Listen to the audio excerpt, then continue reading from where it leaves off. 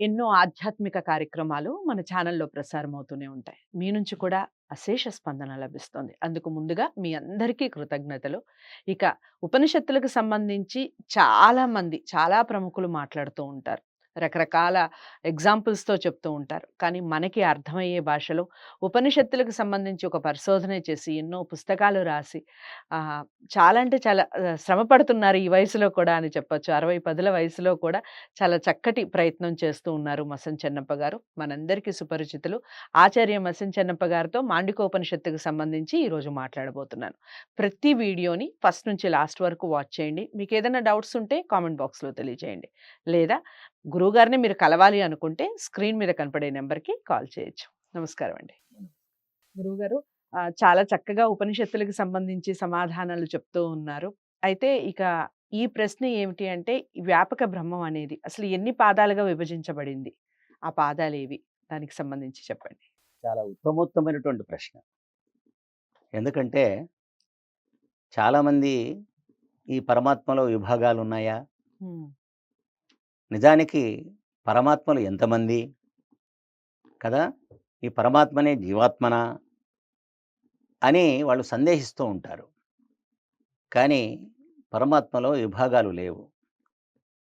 పరమాత్మలో విభాగాలు లేవు.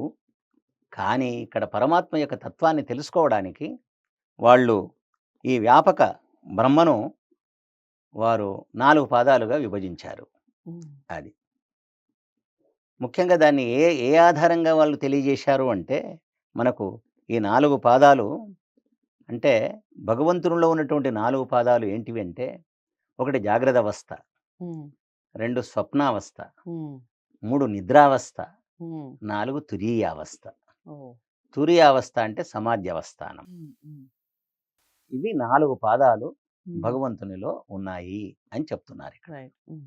అయితే ఆయనకు జాగ్రత్తవస్థ, జాగ్రత్తవస్థ ఏమిటి అంటే ఒక్కొక్క పదాన్ని మనం వివరించుకోవచ్చు. అంతకంటే ముందు ఒక ఈ ఉపనిషత్తు చెప్తున్నటువంటి శ్లోకం ఒకటి చాలా ముఖ్యమైనటువంటి శ్లోకం ఉంది. చెప్పండి. సర్వం హి ఏతద్ బ్రహ్మ అయమాత్మ బ్రహ్మ. హ్మ్. అంతా ఈ ప్రపంచమంతా బ్రహ్మతో నిండి ఉన్నది. హ్మ్. అది. సో అయమాత్మ చతుష్పాత్ అది హ్మ్. హ్మ్. చెప్తున్నది. 4 పాదాలు కలిగినటువంటిది ఈ బ్రహ్మ, ఈ బ్రహ్మతత్వము అని. హ్మ్. ఎందుకు ఈ 4 పాదాలు చెప్పినారు అంటే పరబ్రహ్మ యొక్క తత్వాన్ని తెలుసుకోవడానికి మాత్రమే. హ్మ్. అంతే.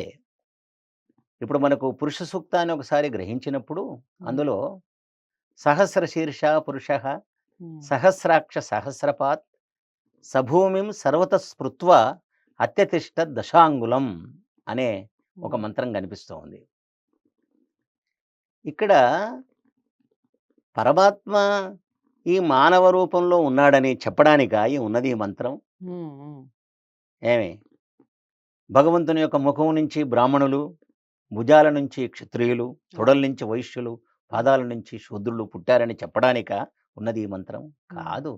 హ్మ్. అక్కడేమిటంటే పరమాత్మలో ఈ 4 వర్ణాల వారు ఉన్నారు. హ్మ్. అదన్నమాట. పనులు జేసేవాళ్ళు ఉన్నారు, హ్మ్. వ్యాపారం జేసేవాళ్ళున్నారు, హ్మ్. తర్వాత దేశ రక్షణ జేసేవాళ్ళున్నారు, హ్మ్. వేదాధ్యయనం జేసేవాళ్ళున్నారు. హ్మ్. వీళ్ళందరూ గూడా భగవంతుని స్వరూపమే. అంటే రైట్. భగవంతుడిలో ఉన్నవారు అన్నమాట. హ్మ్. అంటే హ్మ్. వ్యాపక బ్రహ్మలో వీళ్ళందరూ ఉన్నారు హ్మ్. అని చెప్పడానికే జెప్పాడన్నమాట. హ్మ్. వీళ్ళందరూ భగవంతుని యొక్క సంతానమే అని హ్మ్. చెప్పడానికి హ్మ్. ఈ మంత్రం మనకు పురుష సూక్తం ఉన్నది. హ్మ్. ఎందుకంటే భగవంతుడు పరమ పురుషుడు గదా! హ్మ్. హ్మ్. మనకు జీవునికి కూడా బ్రహ్మ అని పేరుంది. కానీ జీవుడు పరబ్రహ్మ గాదు. హ్మ్. సృష్టికర్త మాత్రమే పరబ్రహ్మ. రైట్. జీవునికి ఆత్మ అని పేరుంది. హ్మ్. కానీ జీవుడు పరమాత్మ గాదు. హ్మ్. ఎందుకు? అంతట వ్యాపించినటువంటి సూక్ష్మాతి సూక్ష్మమైనటువంటి ఆ దైవం సృష్టికర్త మాత్రమే పరమాత్మ అన్నమాట.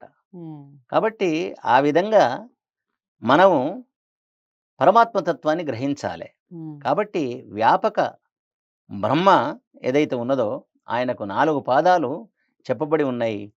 ఈ 4 పాదాలు కూడా ఓంకారాన్ని అనుసరించి చెప్పబడ్డున్నాయి. హ్మ్. ఓంకారంలో 3 పాదాలే ఉన్నాయి. హ్మ్. కానీ 4వ పాదం ఎక్కడ ఉంది? 4వ పాదాన్ని ఎవరు తెలుసుకోగలుగుతారు. యోగులు మాత్రమే సమాధి స్థితిలో తెలుసుకోగలుగుతారు అనే విషయాన్ని మనకి మాండుక్య ఉపనిషత్తు తెలియజేస్తూ ఉంది. రైట్. చాలా అంటే చాలా చక్కగా చెప్పారు. అదండి పాదాలకి సంబంధించి గురువుగారు చెప్పినటువంటి విషయం. మీరందరూ కూడా దీన్ని ఫాలో అవుతున్నారని అనుకుంటున్నాను. నేను ప్రతి వీడియోలో చెప్తూనే ఉన్నాను. మనకి ఉపనిషత్తులు మనం నేర్చుకోవటమే కాదు, మనం తెలుసుకోవటమే కాదు, పిల్లలకి తెలియచెప్పాలి. ఎందుకంటే ఇది మన సంపద. మన సంపదని మన పిల్లలకి పంచినప్పుడే మనకి ఆనందం, వాళ్ళకి జ్ఞానం కలుగుతుంది.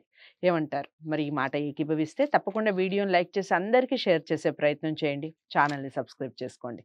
మరో మంచి ప్రశ్నతో మళ్ళీ మీ ముందుకొస్తాను. నమస్తే.